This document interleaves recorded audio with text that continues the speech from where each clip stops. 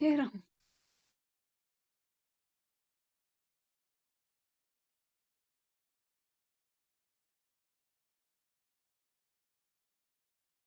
हाँ जी class, voice clear है जो भी ऑनलाइन है?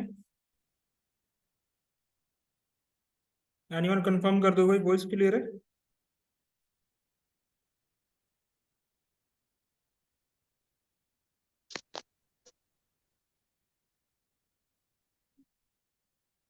ओके।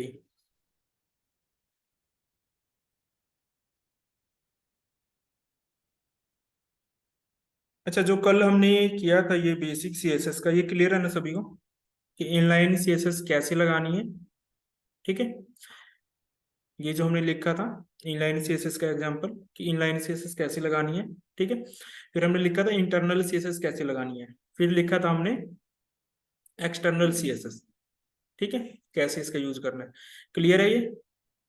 तो अब तीनों में से फास्ट कौन है?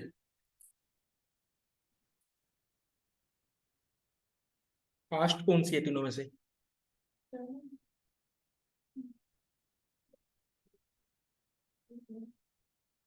कौन सी फास्ट है?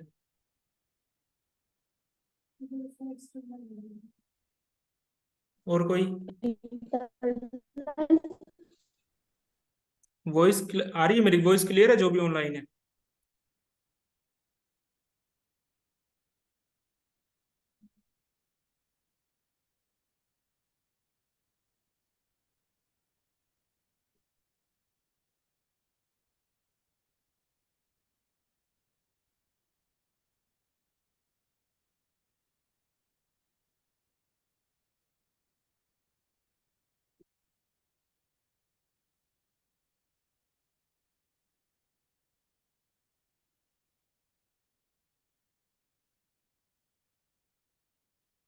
देखो हमारे पास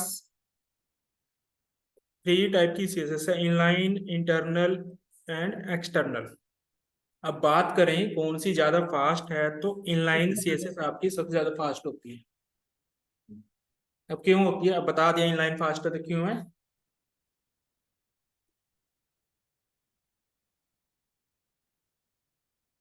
देखो फॉर एग्जाम्पल, सिंपल सी बात करते हैं, आप एक कॉलोनी में रहते हो, एक शॉप आपकी गली में है, वो आपके ज्यादा पास है, वहां से भी जो आपको एक सामान लेना है तो आप पहले उसके पास जाओगे, उसके पास नहीं है तो कॉलोनी के चारों तरफ जो मेन रोड होता है बीच में, अब वहां जाते हो, वहां भी नहीं है तो फिर शहर में जाते हो। ऐसे ही होता है ना। तो यहाँ पर कहने का मतलब ये है कि जो टैग के अंदर है सीएसएस, अगर मैंने H2 को यहां से कलर दिया और मैंने H2 को ग्रे, ठीक है, लेकिन जो इस H2 को मैंने कलर दिया था ग्रीन, ये ग्रीन कलर, इसने ये वाला उठाया है, ना कि ये वाला ग्रीन। हालांकि जिनको मैंने ग्रीन कलर यानी कि इनलाइन सीएसएस जिनको नहीं दी जिस H2 को, जैसे कि ये था, उसने ग्रे लिया। समझ आया सिंपल से लॉजिक। तो अगर बात करें कि कौन सी फास्ट है, तो इनलाइन सीएसएस सबकी सबसे फास्ट है। अब क्वेश्चन ये आता है इनलाइन सीएसएस यूज कब करते हैं। मान लो कुछ ऐसी सीएसएस जो सिर्फ आपको सिर्फ एक ही एलिमेंट के ऊपर यूज करनी और कहीं यूज नहीं करनी, ठीक है, तो हम उसको यहाँ रख सकते हैं इनलाइन के अंदर। मान लो मुझे सिर्फ इसी H2 का कलर ग्रीन करना था, और किसी और पूरी की पूरी वेबसाइट में चाहे उसके अंदर 50 पेज हो, कहीं भी कलर ग्रीन नहीं है, ठीक है, तो आप उसको यहाँ पर दे सकते हो इनलाइन में। अब इसके बाद आता है इंटरनल सीएसएस। इंटरनल सीएसएस होती पेज के अंदर ही है, लेकिन कहाँ होती है, स्टाइल टैग के अंदर, हेड के अंदर, ठीक है। अब इसका क्या बेनिफिट है, इसका बेनिफिट ये है कि एक जो आपकी वेबसाइट है उसके अंदर काफी सारे पेजेस, ठीक है। इंटरनल सीएसएस के अंदर आप वो सीएसएस लिखोगे जो सिर्फ उसी पेज के अंदर चाहिए आपको, समझ रहे हो, सिर्फ उसी पेज में चाहिए मुझे।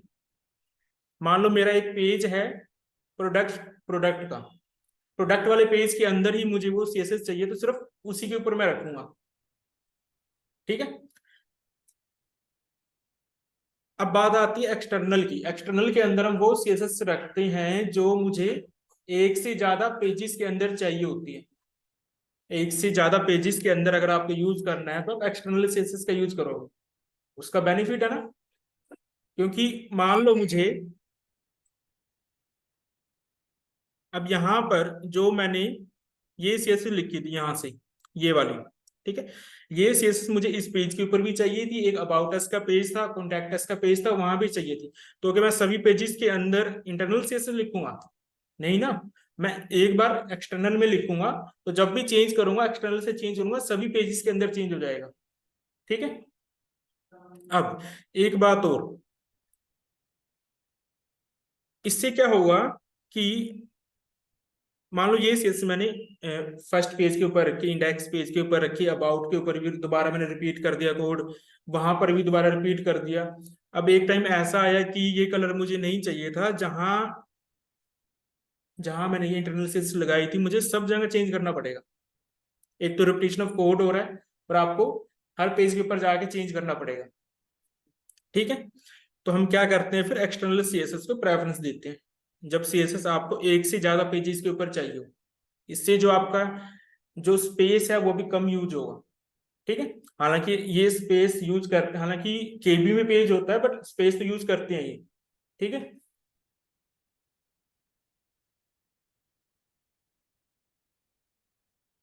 ओके, आज बात करेंगे क्लास और आईडी के बारे में। उससे पहले इसके साथ मैं एक और प्रॉपर्टी भी कर लेते हैं। मान लो मुझे इसको बैकग्राउंड कलर देना है, ठीक है। जो मैं बैकग्राउंड कलर अब लगाऊंगा तो यहाँ पर जाएगा, ठीक है, इस वाले के ऊपर जाएगा या सभी के ऊपर जाएगा, क्योंकि कलर तो सिर्फ इसी के ऊपर जा रहा है ना। तो बैकग्राउंड कलर क्या सभी H2 के ऊपर जाएगा?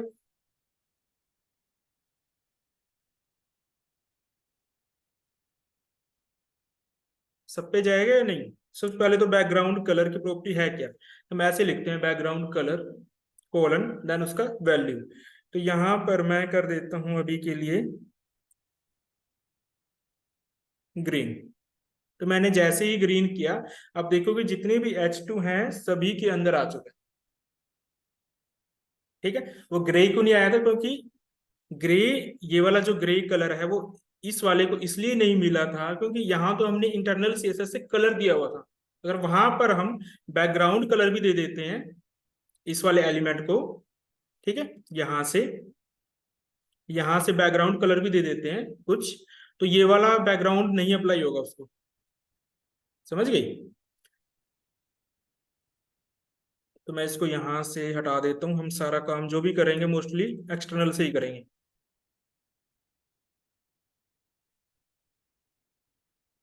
ठीक है। तो ये ग्रे कलर को मैं कर देता हूँ वाइट, ठीक है। ये बैकग्राउंड कलर है, ये कलर है। अब हमें दो प्रॉपर्टीज पता लगी सीएसएस की, एक कलर होती है, एक बैकग्राउंड कलर होता है, ठीक है।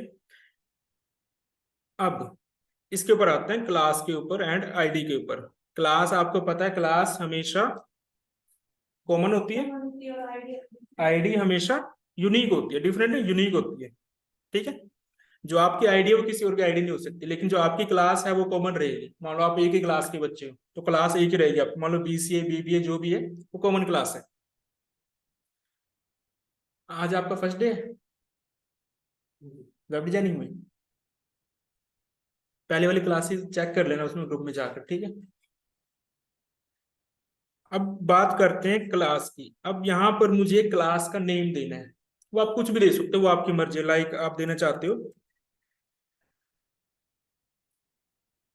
डेकोरेट या डेकोरेशन, जो भी आपने नेम देना है, या फिर आप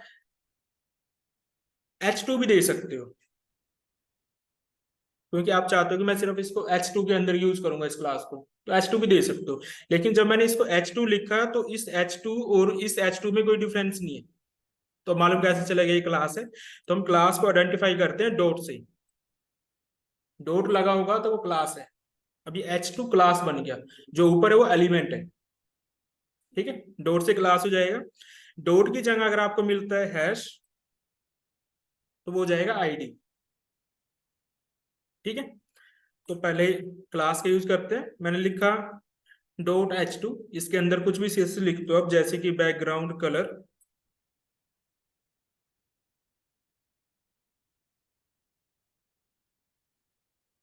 चलो ब्लैक कर देते हैं। तो मैंने ब्लैक किया तो कहीं अप्लाई नहीं हुआ, क्योंकि हमने वहां किसी को भी ये क्लास नहीं दी है, ठीक है। तो यहां पर आओ, तो यहां हमारे पास मैक्सिमम 4 जो है वो H2 है, ठीक है। 2 H2 यहां पर है, ठीक है। जिनका बैकग्राउंड कलर ग्रीन है वो H2 है सारे। तो मैं किसी भी एक H2 के अंदर, इसके अंदर कर देते हैं। तो क्लास है तो सिंपली लिखना है आपने क्लास और उसका नेम दे देना H2। जब यहां लिखोगे आप class equal to double quotation के अंदर H2, तो डॉट नहीं लगाना, यहाँ डॉट नहीं लगाना, ठीक है। यहाँ सिंपल लिखना है क्लास का नेम इसके अंदर। तो H2 जैसे मैंने लगाया, इसका बैकग्राउंड कलर चेंज हो गया, ठीक है, क्योंकि बैकग्राउंड कलर हमने यहाँ से चेंज किया हुआ है। तो जहां H2 क्लास होगी उसका कलर ब्लैक हो जाएगा, ठीक है। क्लियर है क्लास का क्या बेनिफिट है? अब ये जो क्लास है, अब मैंने इसका नाम H2 रख दिया, इसका मतलब ये नहीं है कि मैं H2 में यूज करूंगा तो वहीं अप्लाई होगा, कहीं भी अप्लाई कर सकते हो। जैसे कि ये H1 है आपका, इसके अंदर भी अगर आपने इस क्लास को यूज करना है तो सिंपली यहां जाना है। फर्स्ट टैग है जो वहां पर, यानी कि जो ओपनिंग टैग है उसके अंदर जाना है और आपने लिख देना H2। जैसे आपने H2 लिखा, ये चेंज हो गया, ठीक है। अब ये ब्लैक था बैकग्राउंड और उसका कलर भी ब्लैक था, तो इसलिए विजिबल नहीं हो रहा, ठीक है। या तो आप यहां जाकर इसके अंदर वापस से कलर वाइट कर दो, तो ये वाइट हो जाएगा, ठीक है। मीन्स क्लास को आप कहीं भी यूज कर सकते हैं मल्टीपल टाइम्स, ठीक है। तो इससे आपका कोड कम हो गया। कैसे? कि इस H1 को, इस H2 को आपने सेम कलर और बैकग्राउंड कलर देना, ठीक है। हम इसका यूज करते, ऐसे करते तो हमें डिफरेंट डिफरेंट लिखना पड़ता है। जैसे कि मैं अभी इसको कट कर देता हूँ। मान लो यही CSS अगर आप, अगर आप क्लास यूज ना करते, मान लो आपने इसको H2 को देना है, तो H2 पे तो अप्लाई हुआ ही है, वो हो गया, ठीक है। लेकिन अगर इसको H1 को भी देना था, तो या तो आप ऐसा कर सकते हो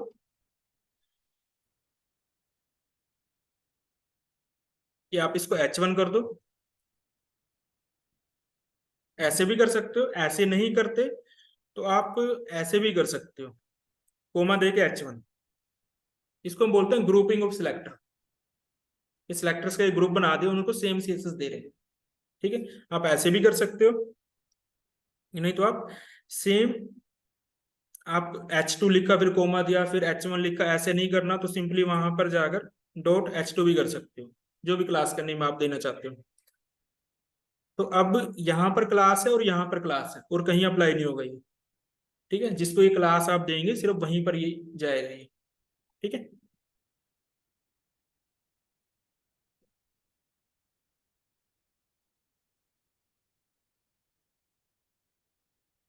अब इस पेज को, इसमें ध्यान से देखो, अगर आप देखोगे स्टार्टिंग में तो यहाँ पर ना गैप है थोड़ा, ये मर्ज नहीं हो रहा, ठीक है। और ऊपर से भी मर्ज नहीं हो रहा, ठीक है। तो हल्का सा गैप है कहीं ना कहीं। तो मैं इसको बैकग्राउंड कलर लगा देता हूँ। ये जितना भी आपका विजिबल है सारा बॉडी के अंदर है, बॉडी टैग के अंदर। तो आप बॉडी के ऊपर बैकग्राउंड कलर लगा के चेक करो। इसको हम दे देते हैं एंटीक वाइट। ठीक है, ये कंप्लीट बॉडी का कलर है बैकग्राउंड। तो आपको मालूम चलेगा कि बॉडी से ये स्पेस ले रहा है। ठीक है, मर्ज नहीं हो रहा। तो यानी कि हमारे पास यहाँ दो चीजें आती है, एक आता है पैडिंग, एक आता है मार्जिन। ठीक है, क्या फर्क है दोनों में? पैडिंग क्या होता है और मार्जिन क्या होता है? टेबल के अंदर पढ़ा है कभी? टेबल जब बनाते हो मार्जिन क्या होता है, पैडिंग क्या होता है? मार्जिन क्या समझते हो? मार्जिन का मतलब स्पेस होता है, पैडिंग का मतलब स्पेस होता है। आपने पढ़ा होगा, सेल पैडिंग पढ़ा होगा वर्ड के अंदर, पढ़ा है ना पैडिंग। एक मार्जिन भी होता है, लेकिन दोनों में डिफरेंस है हल्का सा।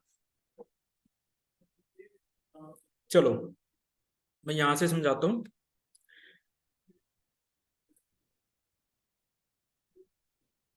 अब ये जो स्पेस है, ये स्पेस है, यहाँ पर स्पेस है, यहाँ पर स्पेस है, यहाँ स्पेस है। ठीक है, अब इनके बीच में भी हल्का स्पेस है, एक हेडिंग के बाद स्पेस आ रहा है बीच में हल्का हल्का।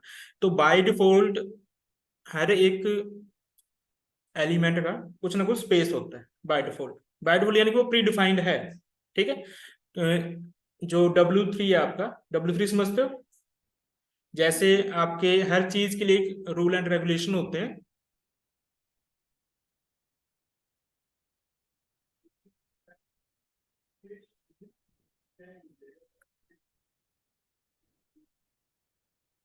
W3.org यानी कि वो वेब के जो है स्टैंडर्ड्स डिफाइन करती है। जैसे सिंपली बात करें,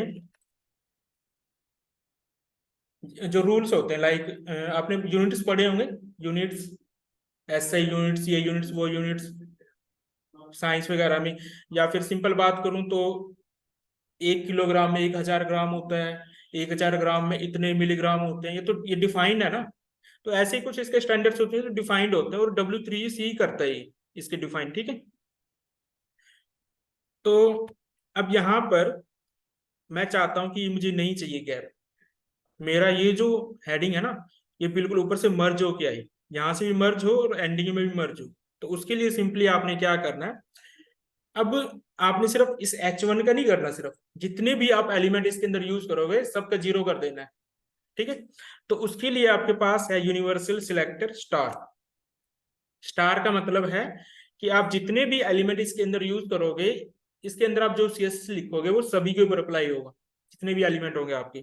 तो इसके अंदर अभी हम डिफरेंस करेंगे कि पैडिंग क्या होता है और मार्जिन क्या होता है। ठीक है, पैडिंग 0 किया एंड मार्जिन 0 किया, पैडिंग 0 मार्जिन 0। ठीक है, तो आप देखोगे कितना कम हो गया स्पेस, अब इनके बीच में जो स्पेस था। ठीक है,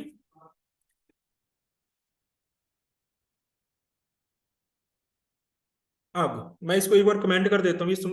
हमें ये समझना है कि पैडिंग मार्जिन एक्चुअल में होता क्या है। ठीक है, अब इसके अंदर H2 क्लास है, इसके अंदर भी H2 क्लास है। मैं H2 के अंदर पैडिंग देना चाहता हूँ। ठीक है, जो अब इसके अंदर आप देख रहे हो परसेंटेज आ रहा है, cap, CH, CM, CQB, CQY, बहुत सारे आ रहे हैं। सबसे लास्ट में आ रहा है DVH, DVB। ठीक है, बट इसमें से हम जो मोस्टली यूज करते हैं, एक तो पिक्सल यूज करेंगे। ठीक है, मार्जिन के केस में, या फिर आप परसेंटेज से ले सकते हो। ये एक तरह से आपके यूनिट्स हैं।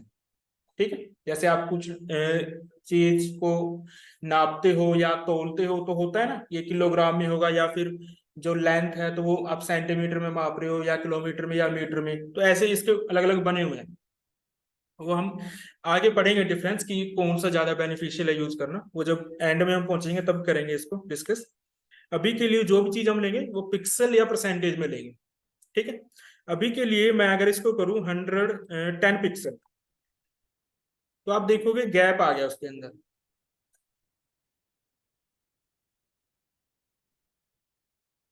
वापस से अगर मैं इसको हटाऊं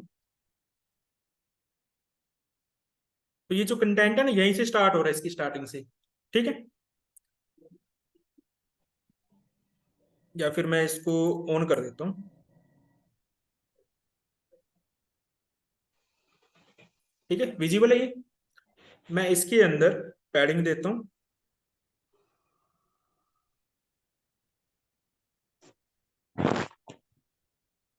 पैडिंग मैं कर देता हूँ 25। 25 पिक्सल दिया मैंने, तो आप देखोगे हाइट भी इंक्रीज हो रहा है उसका। तो हाइट जाहिर सी बात है। अब ये जो पैडिंग मिली है किसको मिली है, उसकी जो बाउंड्रीज है ना इसकी एलिमेंट की, वो कंटेंट को दे रही है। कंटेंट बाउंड्री से दूर हो रहा है। तो अब इससे क्या समझ आता है पैडिंग क्या होता है। पैडिंग एलिमेंट अपने कंटेंट को दे रहा है। जब मैंने पैडिंग दी तो ये वाला जो एलिमेंट लिखा हुआ है वो इस एलिमेंट और इसकी जो बाउंड्री एलिमेंट की ब्लैक वाली उसके बीच में फर्क नहीं आया। वो वहीं के वहीं है, वो डिफरेंस।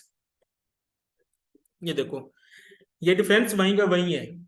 हो क्या रहा है, ये जो एलिमेंट है अपने कंटेंट को दे रहा है। ठीक है, तो आप रियल लाइफ में पैडिंग कहाँ देखते हो, रियल लाइफ का एग्जांपल। पैडिंग का क्या मीनिंग है।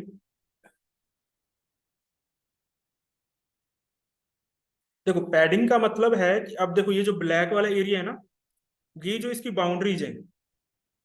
ठीक है, बाउंड्रीज है। आप जब मान लो आपने प्लॉट लिया, उसकी चारों तरफ बाउंड्री है। आप क्या करते हो, घर घर जब बनाते हो सक कुछ लोग घर बनाते हैं तो बीच में बनाते हैं, चारों तरफ से छोड़ देते हैं। या फिर किसी ने फ्रंट से छोड़ दिया, बैक साइड से छोड़ दिया, तो वो पैडिंग है। वो पैडिंग है। अब बात करते हैं मार्जिन क्या होता है। ठीक है, मार्जिन होता है आपके घर की जो बाउंड्री है और दूसरे घर की बाउंड्री जो है वो कंबाइन होती है, आजकल तो मर्ज होती है, अटैच होते हैं। लेकिन अगर आप बाहर विदेशों में जाओगे तो एक घर यहाँ पे तो एक घर बहुत दूर है, तो वो जो बीच का गैप होता है वो मार्जिन कहलाता है। यानी कि एक एलिमेंट का दूसरे एलिमेंट के बीच में जो गैप है वो मार्जिन है। ठीक है, अब अगर मैं इसको मार्जिन देता हूँ, सेम सेम यही दे देता हूँ 25 पिक्सल का, तो ऐसा हो गया देखो। मार्जिन उसने चार तरफ से ले लिया 25 पिक्सल का। क्लियर है। Yes. अब इसकी बाउंड्री इतनी ही है, इसने मार्जिन चारों तरफ से लिया है। ये मार्जिन है। जब पैडिंग की बात करेंगे तो पैडिंग वो अंदर अपने कंटेंट को देगा। क्लियर है। अब यहां पर जो आपने पैडिंग और मार्जिन यूज किया है उसमें अगेन 4 टाइप्स आते हैं। ठीक है, देखो इस पे राइट क्लिक करो, इंस्पेक्ट करो।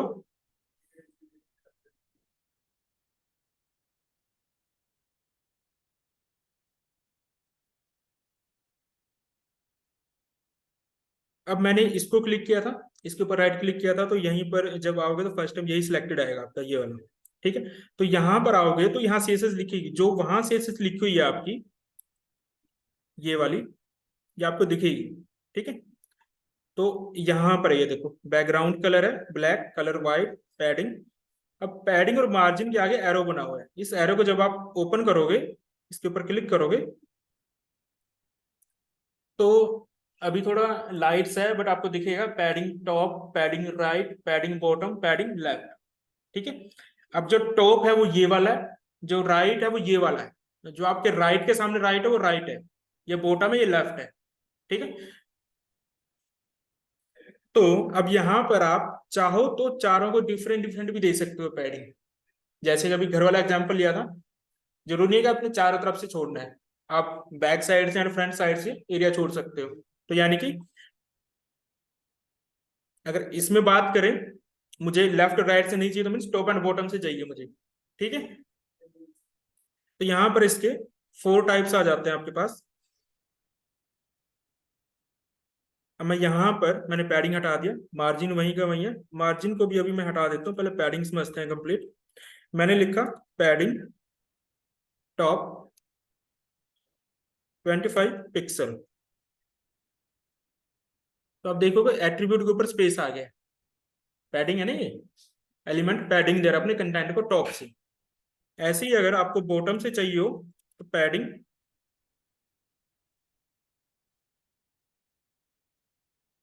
बॉटम सेम दे देते 25 पिक्सल, तो ऐसे आ गया।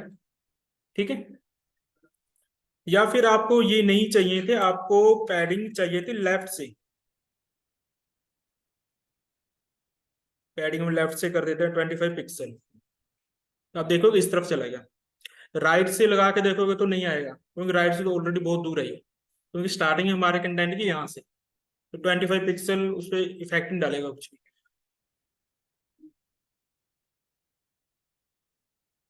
अब यहाँ पर एक और चीज आती है, लाइक पैडिंग के अंदर मैंने अभी एक वैल्यू लिखी थी, आप इसके अंदर दो वैल्यू भी लिख सकते हो। लाइक 25 पिक्सल लिखा, सेकंड में ले रहा हूँ 50 पिक्सल।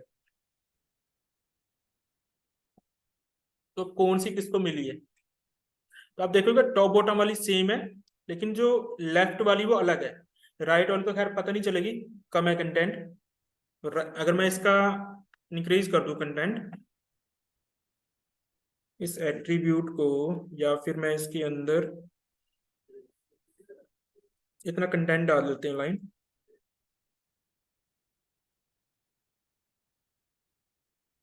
मान लो ये डाल दिया मैंने।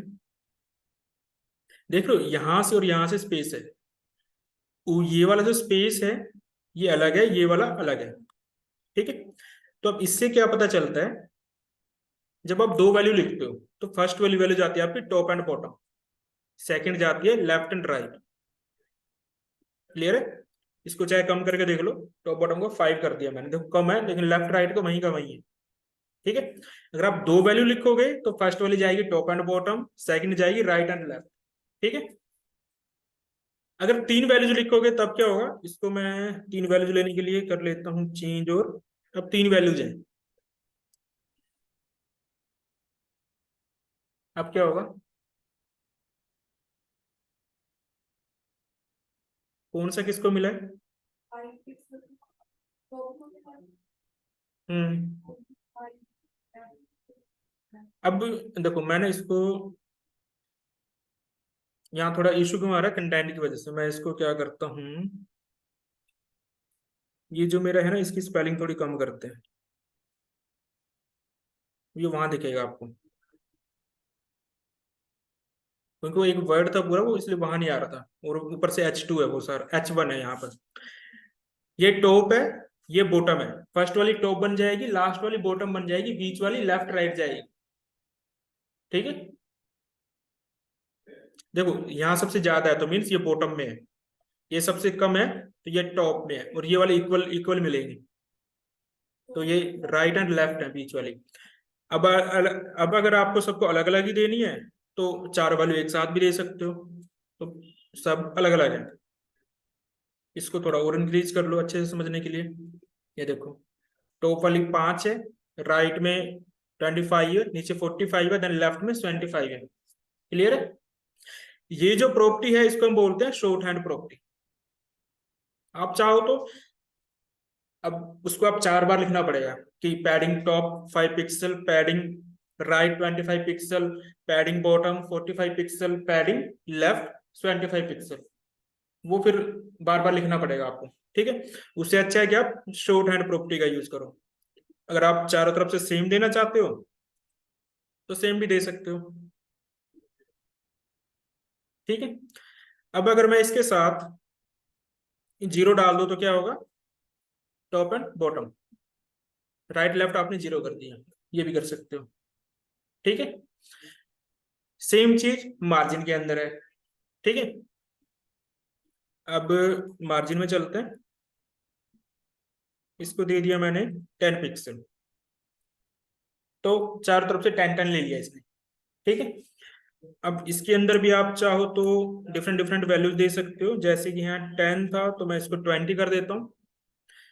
तो अब आप देखोगे ये टॉप एंड बॉटम का कम है, लेकिन ये और ये यानी कि राइट लेफ्ट का डबल हो गया। ठीक है। अगर तीसरी वैल्यू आप पास कर दोगे तो ये टॉप वाली 10 पिक्सल है, ये 40 पिक्सल है, लास्ट वाली जो बीच वाली वैल्यू है आपकी वो राइट एंड लेफ्ट बन जाएगी। आप एक और वैल्यू ऐड कर दोगे, तो वो आपकी लेफ्ट में चली जाएगी फर्स्ट, यानी कि अब तो सिंपल है, टॉप राइट बॉटम लेफ्ट। ठीक है, हमेशा चलेगा ही सीक्वेंस आपका, टॉप राइट बॉटम लेफ्ट। ठीक है।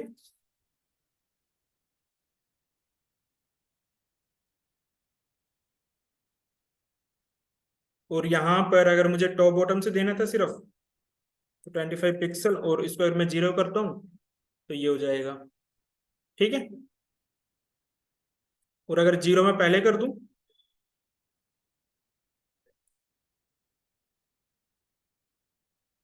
ठीक है, टॉप बॉटम से नहीं है, राइट लेफ्ट से है।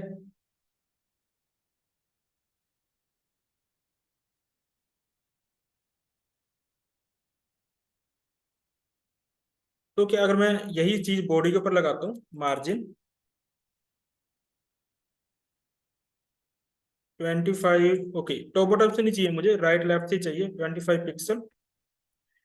तो आप देखोगे कंटेंट अब यहाँ से स्टार्ट हो रहा है, टॉप टॉप से कोई इशू नहीं है, लेकिन यहाँ से स्टार्ट कर रहे हैं। ठीक है। या फिर इसको इंक्रीज करना है तो इंक्रीज कर लो 100 पिक्सल, तो कुछ ऐसा आ जाएगा आपका। होते हैं ना कई वेबसाइट्स में दोनों तरफ से स्पेस होता है, बीच में ही वेबसाइट चलती है, तो वैसा करना हो तो फिर ऐसा करेंगे हम।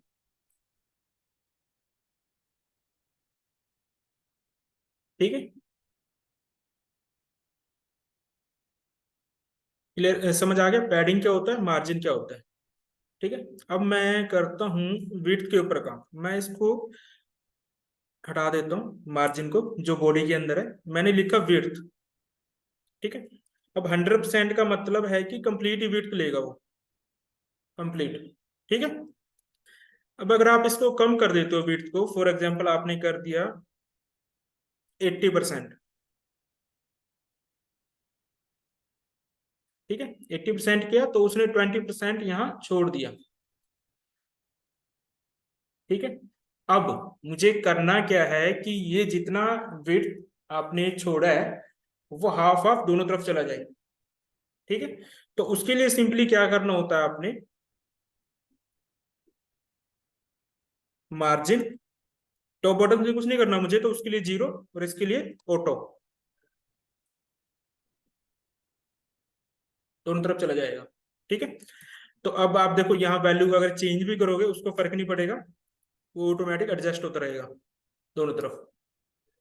ठीक है।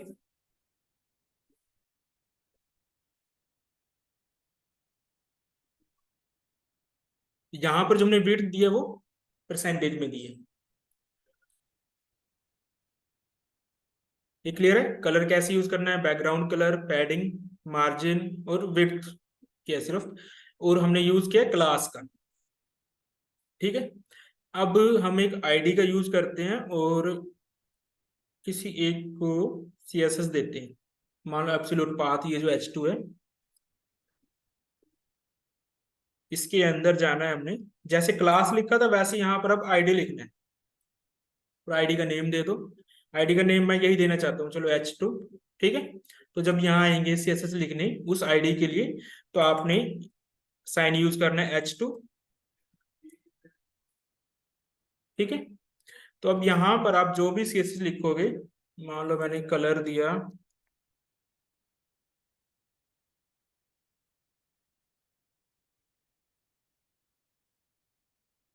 मैंने कलर दिया तो कलर चेंज हो गया यहाँ, हालांकि दिख नहीं रहा, तो इसको एक साथ में बैकग्राउंड कलर दे देते हैं कुछ, बैकग्राउंड कलर। चलो इसको चेक करते हैं, नहीं इस पे भी नहीं आ रहा है, ये हो गया। अब मैंने आईडी किया तो ऐसे हो गया। ठीक है। अब अब मैंने कहा कि आईडी यूनिक होती है, तो क्या मैं ये आईडी किसी और एलिमेंट को दूंगा तो सीएसएस अप्लाई होगी ये वाले किसी और के ऊपर?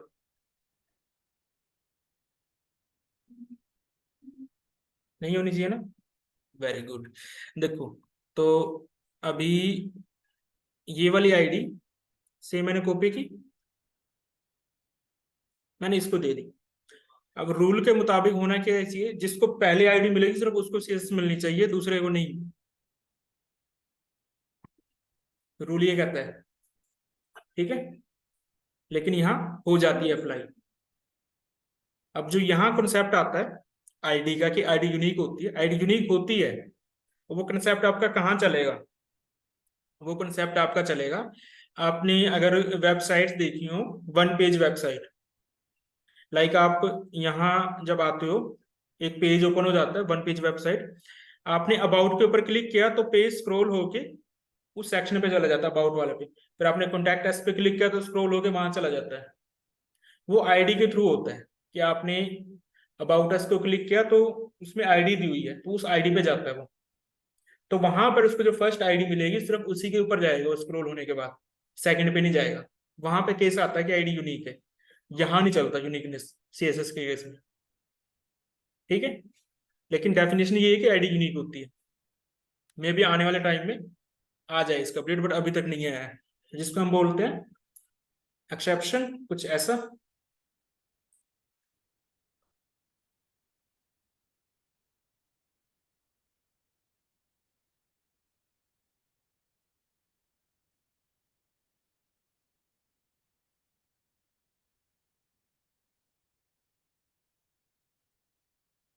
और करें आगे?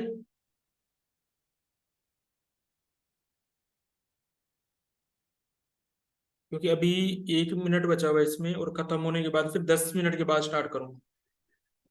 यानी कि अभी 4:47 हुए हैं, तो अगर 4:38 पे क्लोज होती है तो 4:48 पे स्टार्ट होगी, फिर 10 मिनट का ब्रेक लगता है जूम को।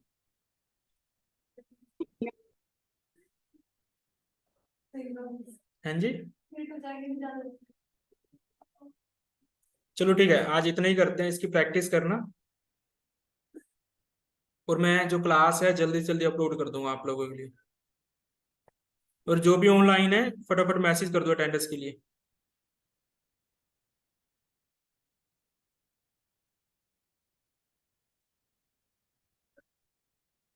और जो भी ऑनलाइन है आज अटेंडेंस के लिए क्या करना, या जो भी ऑफलाइन हो, आप ग्रुप के अंदर मैसेज करना अटेंडेंस के लिए, सिर्फ अपना नेम लिख के, बस और कुछ नहीं करना।